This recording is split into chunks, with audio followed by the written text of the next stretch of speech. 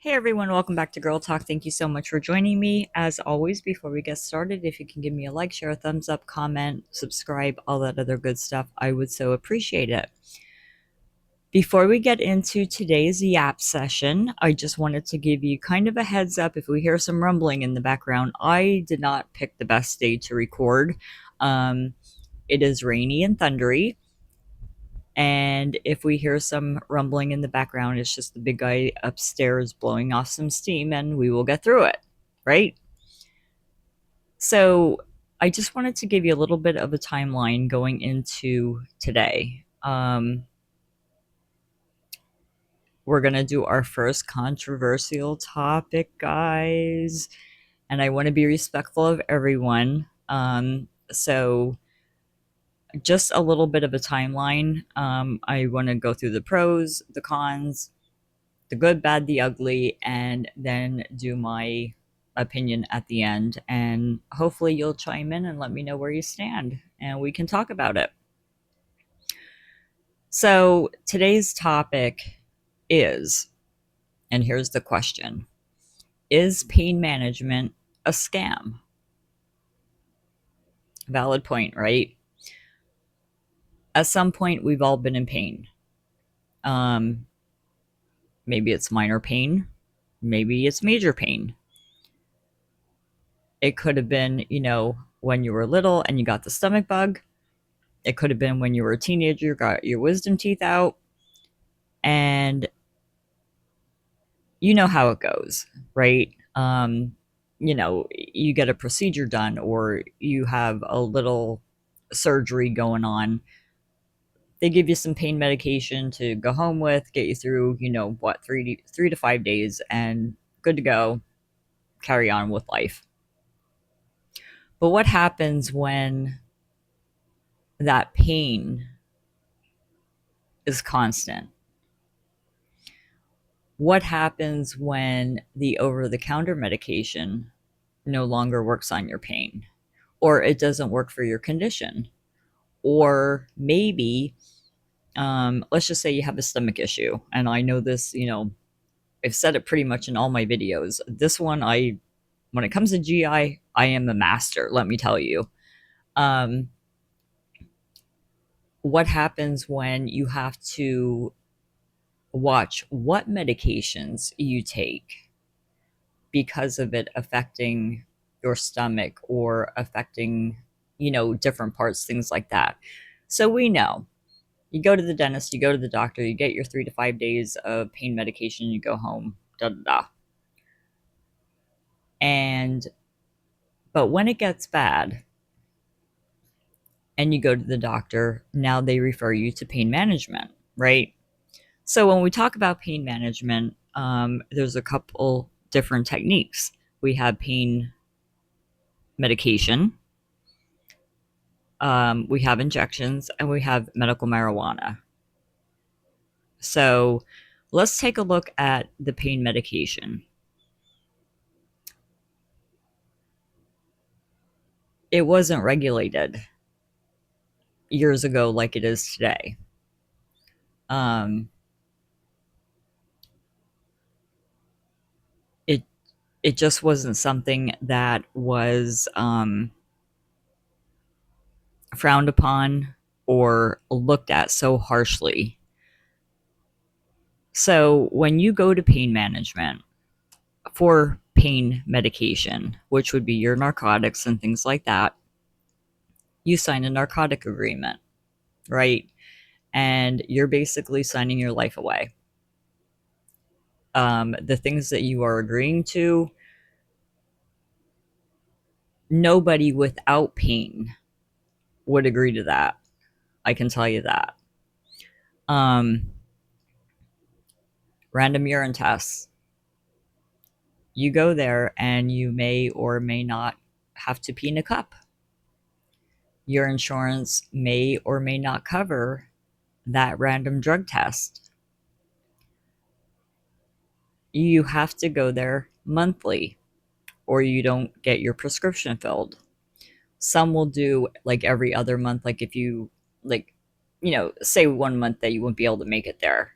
They'll do another month, but that second month you're going. Let's not forget about pill counts. At any given time, they can call you in and say, hey, bring your bottle, and you have to do what they say. I think it even says in there, and don't quote me, but I think it even says in your contract. It's not funny, but it kind of is. I think you I think it almost says that you have to, like, not be mean to them, or they can kick you out of the practice, and it's like, okay, but the respect kind of goes both ways here. Um just saying, you know, don't look down on me because I'm in pain, and don't look at me like I'm any less of a person because I'm in pain. I'm coming to you for help. So I don't expect to be talked down to because I'm there for help. That's the first thing. So the other thing that we have to watch with pain medication, um, they also prescribe Narcan with that. And I understand why. You have people that, um, let's just say for argument's sake, um, you have someone that they don't remember if they took their pain medication or not, so they take a double dose. Or you have children around. Hopefully, your meds are safe and they're locked up. But let's just say you have children around, or somebody would come into your home and they're like, oh, it's just a Tylenol, and they overdose accidentally. It's good to have on hand. The problem with that is when they call it into the pharmacy, sometimes your insurance does not cover the Narcan. So you're also paying for that, which you will probably never use. Again, is it good to have on hand? It is.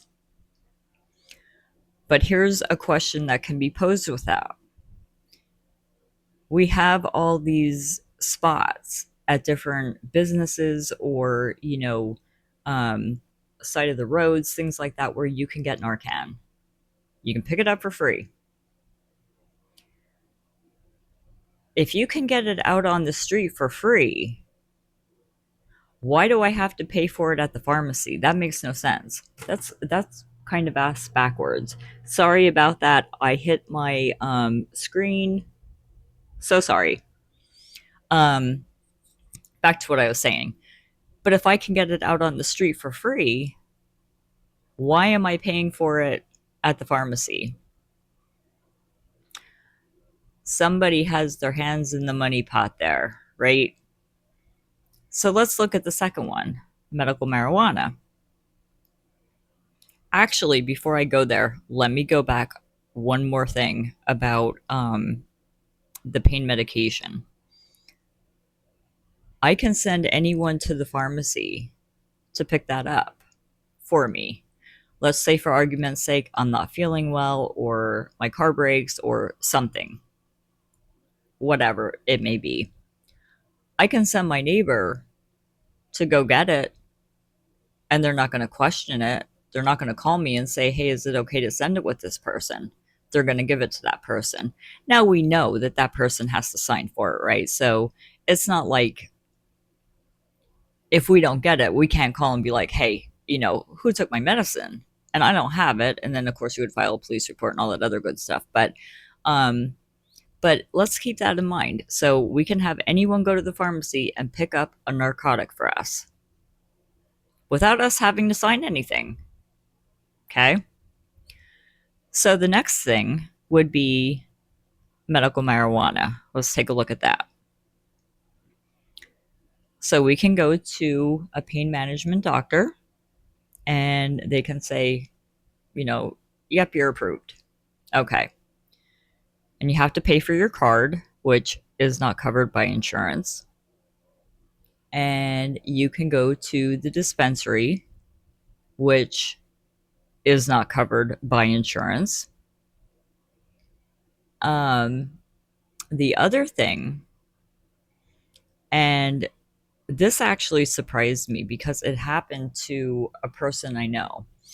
They ended up not being able to drive because they broke a bone and were recovering. Okay, they came home and they had their medical marijuana card, and she went to send her granddaughter.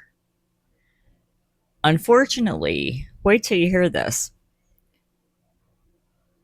Her granddaughter would have had to fill out a paper that would have had to be approved, and then she would have had to have a background check done. Now, it ended up that this person had a background check within the past year. Unfortunately, they could not use that background check. It would have had to be a new one. So, there's that dilemma. You got to pay for your card, you have to pay for your medication, and you can't send anyone else. Let's not forget that there is no financial help that I'm aware of.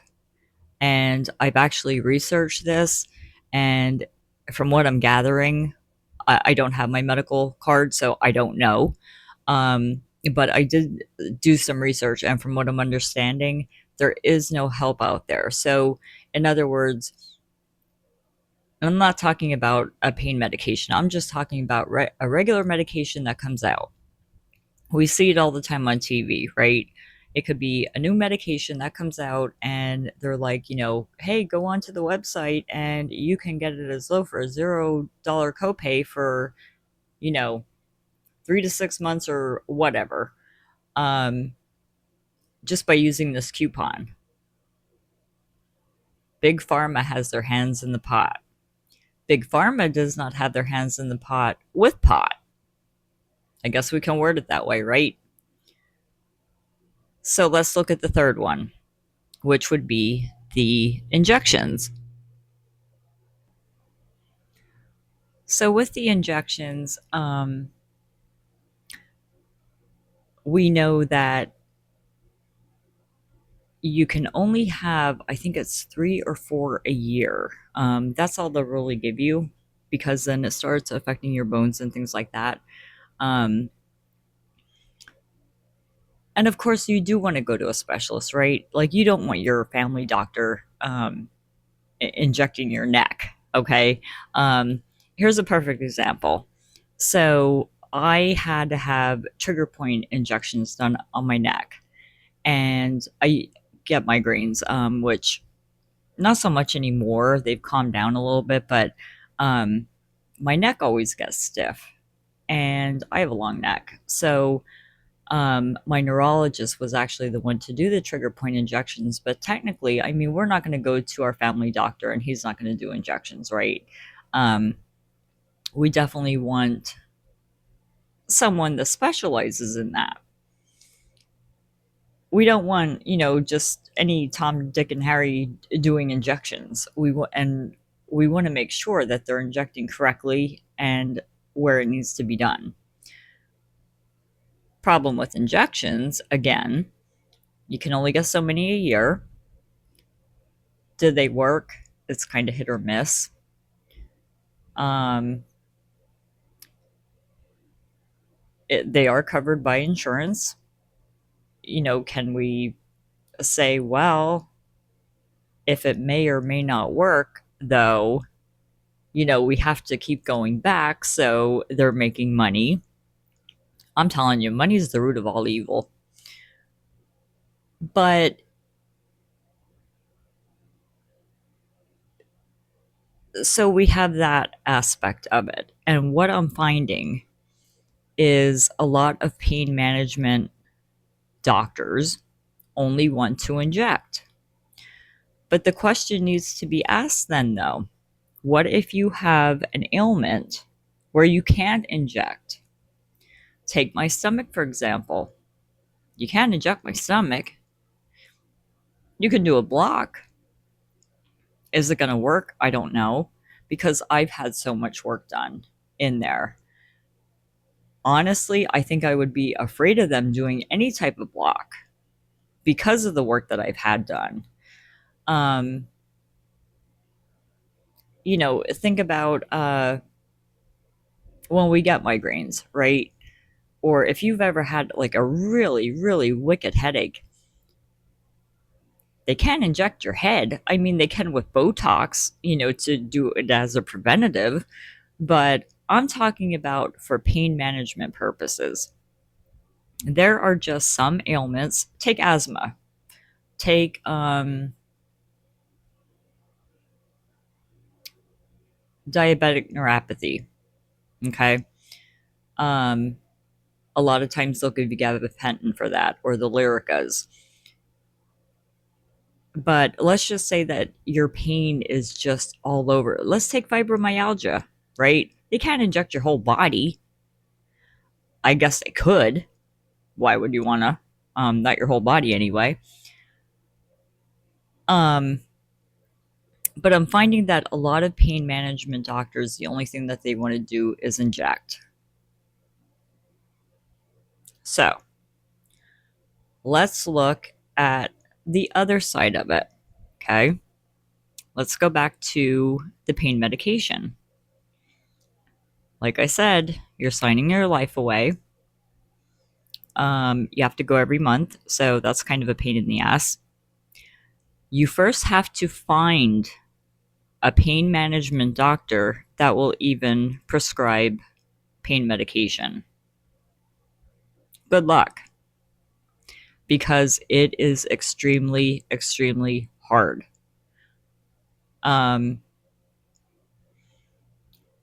Let's take a look at medical marijuana. The con of that there is it may work for some people, but you have to be able to function. Some people just cannot function on it. And you can have the tiniest milligram, whatever, and, it sounds funny and it sounds fun. You're like, oh, yeah, I was high and everything else, and I had the munchies. Okay, you can make a joke about it, whatever. The reality is, you want pain control, but you also want to be able to function. You want to be able to drive, right? Without being DUI. You want to be able to walk down your steps without being a little wobbly on your feet.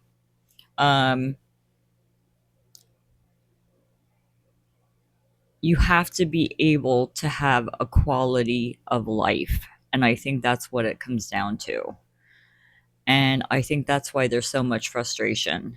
And, years ago, we did not have the regulations like we do today.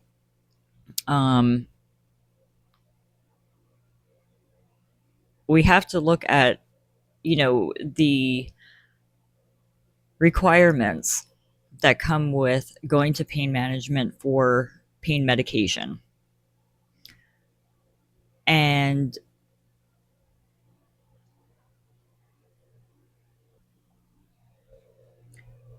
what I'm finding is a lot of the pain management doctors, what they're doing now is, and I get that there's a liability there, and I get that they're protecting their ass. But let's look at how, like I said, the requirements for a pain pill are ridiculous. The hoops that you have to jump through is crazy. It is insane. And we went through all of that. We went through, you have to pee in the cup, you have to sign your life away, you have to go there every month, you have to do your copays. It's just a vicious cycle. And it's monitored. Heavily, heavily monitored. Let's look at the other side, though. Let's look at the medical marijuana. And this isn't a debate between the two, what's best, pain medication or medical marijuana. That is not the debate here. But it can be said there is no regulation and monitoring for medical marijuana. If you want to go to the dispensary every day or once a week, you can, right? Nobody's saying, hey, you have to get all your medication for the month at one shot. You can't fill it early. You have to pee in a cup. You have to prove to us that you aren't sharing your medication. You have to prove to us that you are taking your medication. When you pee in that cup, pot better be in your system. Nobody's saying that about medical marijuana, right? And what I'm finding is these pain management doctors that don't want to do the pain medication, what they're doing now is they are suggesting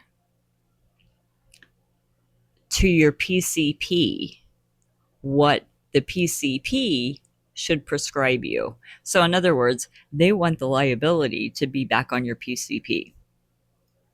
PCP, which is your primary care doctor, they're getting pissed at pain management because they're like, wait a minute, your pain management, why are you putting the liability on me? So now there's a bitch fest going on between pain management and primary care. And guess who's stuck in the middle? That patient with pain. Once again, we come down hard on ourselves when we're in pain, right? We feel like we let ourselves down, first of all. We feel like we let our families down. We feel like we let our friends down.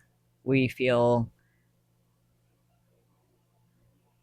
the quality of life is not there. And pain affects so many things. It affects your sleep, it affects your mood. It just affects your whole body. Nobody wants to be in pain. It's miserable, right? You want to feel good. You want to have a day where, you wake up and you're like, holy crap, I feel half decent here.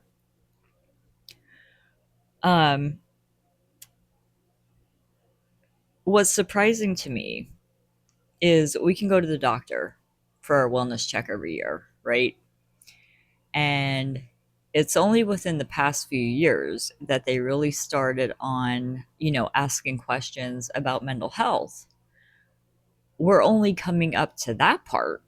And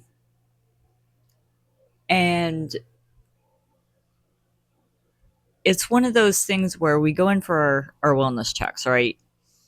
And you get asked, do you feel safe at home? Do you have enough to eat? Do you, have shelter? Do you have clothing?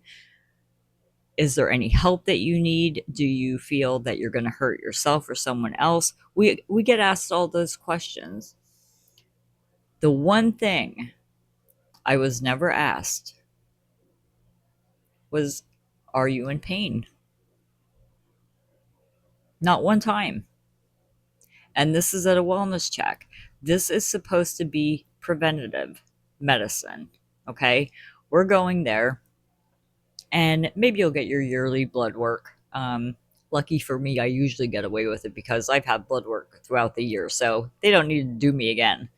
But we're getting our yearly blood work, and they're making appointments for our pap tests or mammograms or prostate checks or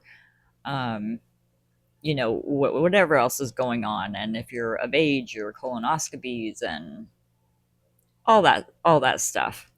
But they never ask, hey, how does your body feel? Are you in pain? Are you having any type of pain?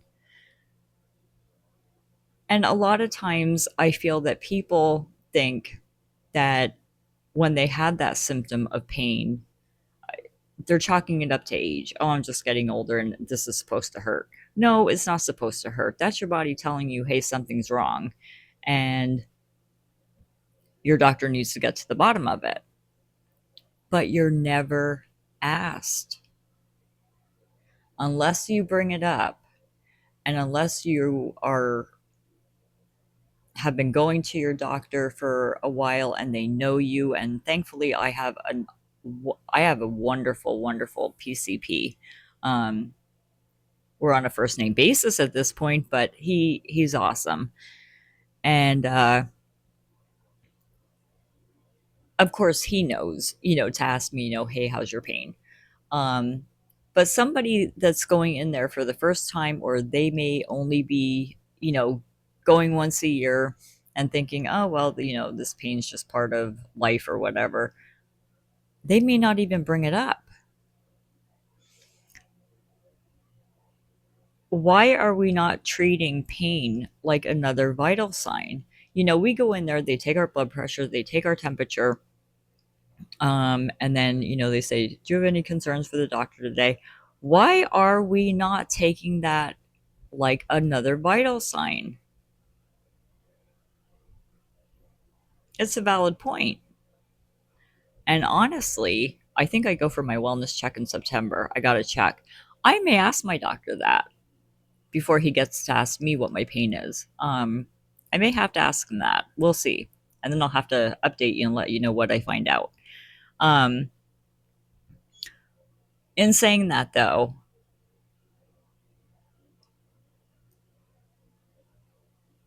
what I'm also learning is different health systems don't want to communicate. And here's a perfect example for you. My GI doctor and my surgeons are through a different health system than my PCP. And the one thing that I've noticed, this was interesting. So go with me here. My GI and my specialist, that health system, when we had looked into pain management there, which of course, why wouldn't I? That would be the first place that I would go for pain management because they're the ones that are doing the procedures on my stomach. They know what my issues are. Okay. And I was really surprised and shocked when they said the only thing that we can offer you is educational purposes as far as pain management, meaning they could tell me, how to rest, meditation, maybe different things that will help with pain. Let's say that you have arthritis. They could be like, well, you know what? Maybe you may wake up stiff in the morning. But if you start walking and you start moving, maybe you'll loosen everything up. They can only advise you of that for educational purposes only. Um, that's a known fact, and that happened to me. And I do just want to put a disclaimer out there. I should have did this at the beginning. I am not a doctor. I don't play one on TV, and this is strictly just for chatting purposes and just kind of hearing your thoughts and my opinions. This is in no way, shape, or form any type of um, medical diagnosing, and it's not medical advice. That's not for me to do, nor do I want that job. Um, I don't get paid enough for that job. I don't want it. But anyway, back to what I was saying.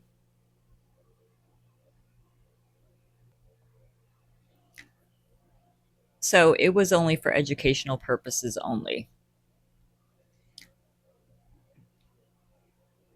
The one thing that I could have done was switched my PCP over to that health system. And like I said, I love my family doctor. Um, you know, I've been going there for years and it's close. We're basically on a first name basis. um, it's not something that I wanted to do. But there again, who was in the middle? You have two health systems that are in a pissing match because one wants to make more money than the other. We all know that. They can say they're nonprofit. Hospitals are for profit. I don't care what you say. Um, they're there for a reason. A hospital and healthcare, it's a business. Let's call it what it is. It is a business. Um, but what I would have had to switch my PCP to um, one of their primary care doctors.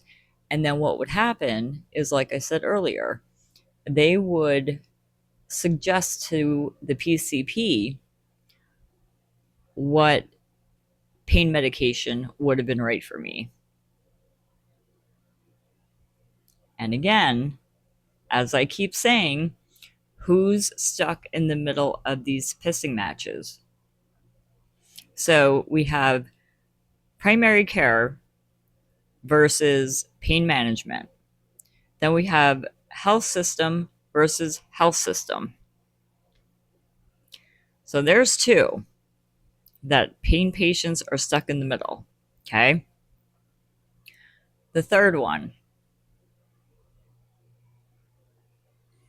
is if you can actually find a pain management doctor that will work with you and kind of try to figure out, okay, this is what's going on.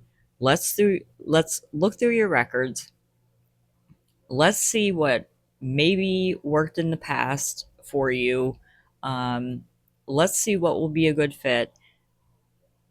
And first and foremost, did we ever find out the cause? Are we masking the pain, or are we actually, do we actually know what the problem is? It was a valid point when I did the research, and two people actually said it. We can go to pain management, we can take a pill, you can do that injection, you can, do the medical marijuana, you can do all of it, right? But the thing of it is, if you're not treating the underlying cause,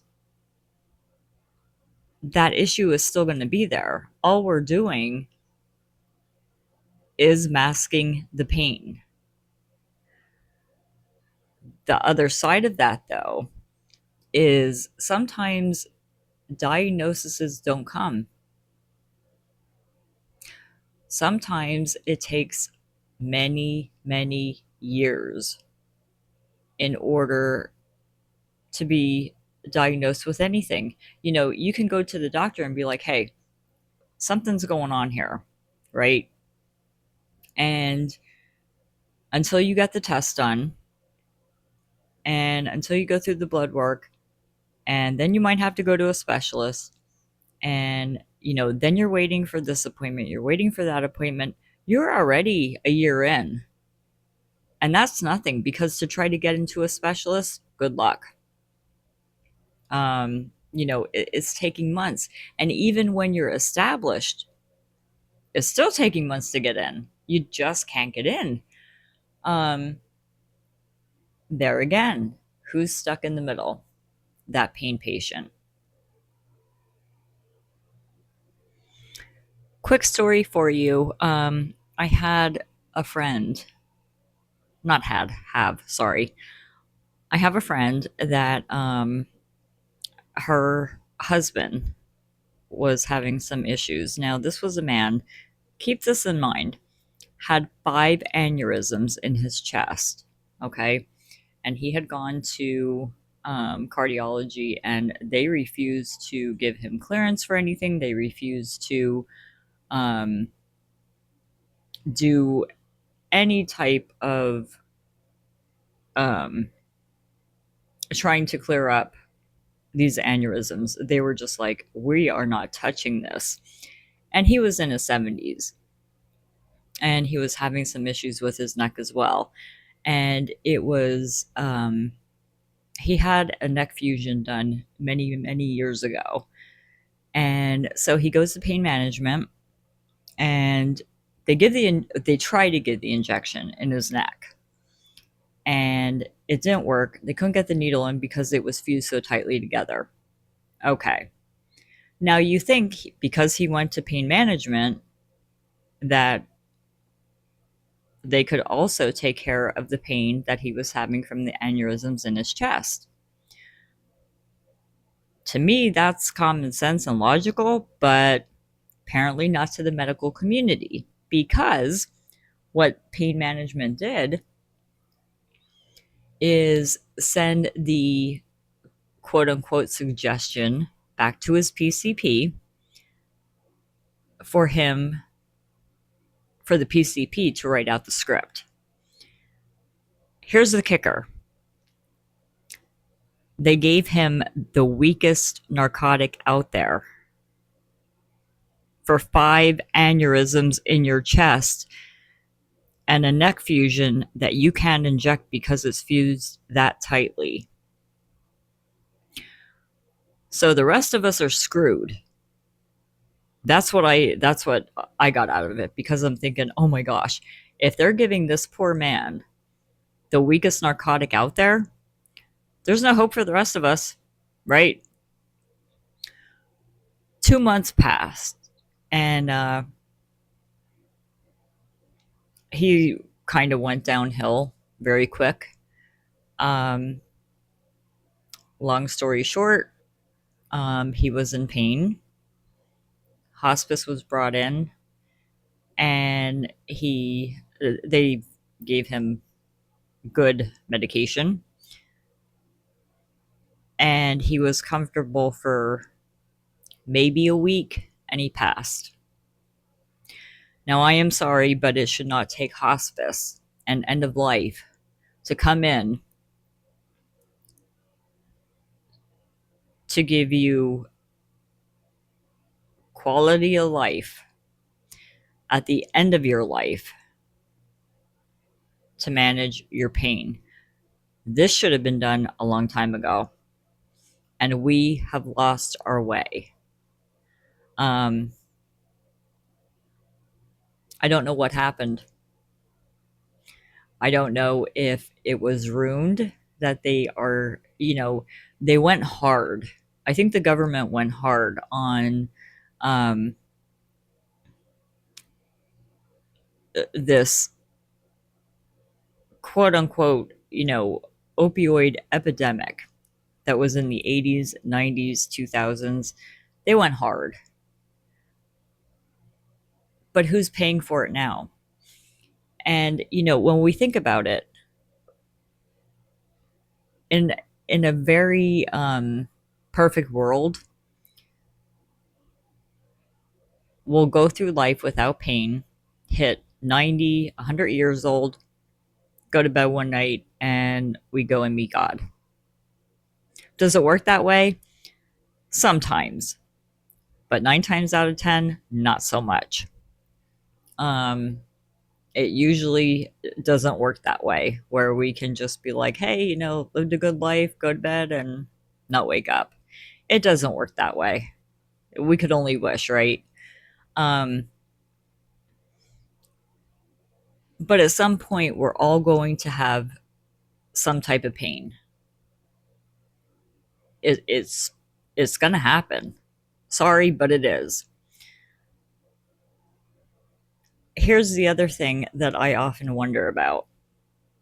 You cannot tell me that if a doctor goes to the hospital for himself, or a politician goes to the hospital for himself, do you think they're getting Tylenol? I don't think they are. Do you think they're being told, yeah, you're not getting a pain medication? No, I don't think they are. Let's not forget they had that little MD behind their name, or they have a governor, senator, whatever, in front of their name. And because of that title, you're exempt. Where does that leave the rest of us? What do we do? Somewhere along the line, the system has failed, and it has failed miserably. And there are people that are suffering, and they don't need to be. There should not be one reason that there is anybody in pain out here. Not one. Um, you know, they make pain medication for a reason. Now, can it become addictive? It can. But you know what? When does the benefit outweigh the risk? And that is the bottom line. When it is to the point that you are in chronic pain, and if you've never been there, I don't suggest it. It's not fun. Um, it's not something to look forward to, because at some point, depending what ailment you have, the changes that occur, they're not going to get better. It's going to keep declining, and it may take many, many years for it to decline. So are we just supposed to wait until it declines to the point where we bring hospice in? Like, that doesn't make a lot of sense to me. But there's a reason that pain medication is made, right? There's a reason that they made medical marijuana legal. There's a reason that you can go and get these injections. The problem is we still got to jump through these hoops. We still have to prove to a doctor, and even though that they have that, those little initials in back of their name, you're still proving that you're in pain. And here's the other thing. We can bullshit all we want, right? Anybody can go in to the doctor and say, I have pain. I have pain in my back. Prove it. That's basically what it has come down to. They're not taking your word for it. It's prove it. So, okay, I'll do you one better. I can bullshit you. I can tell you I'm in pain, and I could be perfectly fine. But here's the thing. And it doesn't always work this way, but when the universe comes together, sometimes it does. MRIs don't lie. Blood work doesn't lie. CAT scans don't lie. When you have that diagnosis, when you have the scans to prove it, when you have the blood work to prove it, when there is nothing more to prove, why is it that we're still looked upon as drug seeking? We're still looked upon like, oh, you have to take a pill every day. Oh, you're smoking pot again. Oh, you're going back to the doctor for another injection? Didn't you just have that 3 months ago and it didn't work? That stigma is around pain patients, and it needs to stop. Get back to basics. It used to be between you and your doctor, right? And thankfully, I have a doctor that went to bat for me. So I was very blessed in that sense. And I thank God every day for that. I really do. But when you had that diagnosis behind you and you had the paperwork to prove it, what is there left to prove? Excuse me. What is there left to show? What more do you need? And even if they're covering their ass, they have your records. It's covered, for crying out loud. But again, if they had the same ailment as you, would they be treated the same? because of who they are. I don't know. The system has failed, and it's failed miserably, and it is an epic fail. I don't know how we get back to basics. I don't, guys. I don't have the answers. Um, but I think that pain patients are put between a rock and a hard place, and it's not fair. It's discriminatory. And when do we say enough is enough? I'm a firm believer in being an advocate for our own health. We have to. Um, we get 15 minutes with our doctor, right? Sometimes a half hour if we're lucky. But in the end, it's us that has to come home. We have to wake up. We have to function. We have to live life, right? It's our life. At the end of the day, we have to be able to feel good. And when we go to our doctor for those 15 minutes and you're begging them, listen, I'm trying to live. When you're begging your doctor, and thankfully I never had to beg my doctor, because like I said, I had the CAT scans to prove it. I had the MRIs to prove it. I was in a bad way. I couldn't have made it up even if I wanted to, and believe me, I didn't want to. But these poor people that are going in and being like, listen, either give me relief or you got to do something here. I can't take it anymore. When you're begging another human being for help like that, and they say, well, we got to refer you to pain management, there's nothing I can do,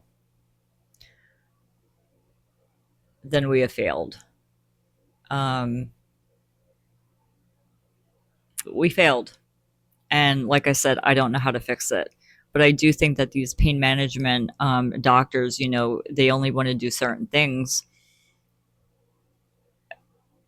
In my opinion, if you want that title as being a pain management doctor, you don't just do injections. You don't just do what you want. You treat all types of pain, not just the pain that you want to treat, because now you're being discriminatory against pain. I hate to tell you, pain doesn't discriminate.